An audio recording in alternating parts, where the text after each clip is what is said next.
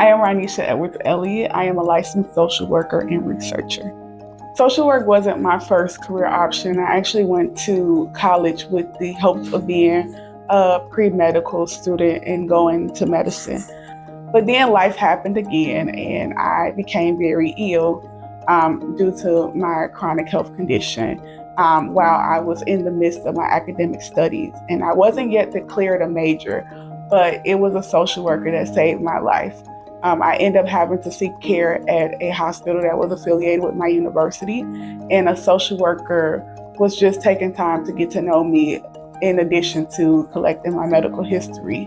And when I told her about the stress of college, she really took time to hear out my interests, and she said to me, maybe what you're trying to be is a social worker.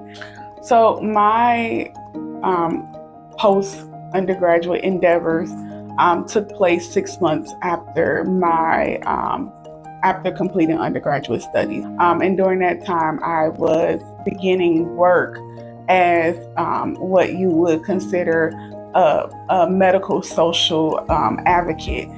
And then while completing my program 6 months post-undergraduate degree, I was able to work my job part-time, go to school, but also as a part of my social work program, I was placed at a practicum where I learned a different skill set.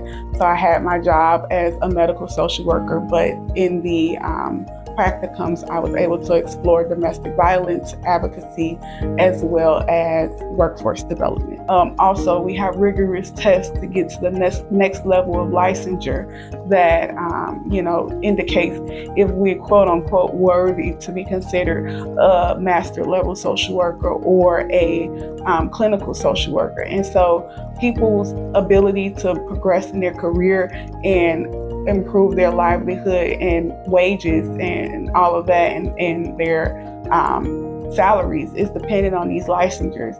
But yet these tests weren't designed for minority women, for marginalized populations, for people who may have intellectual disabilities. I am involved with a lot of colleagues who have failed multiple times and they start to feel like, is this career really for them?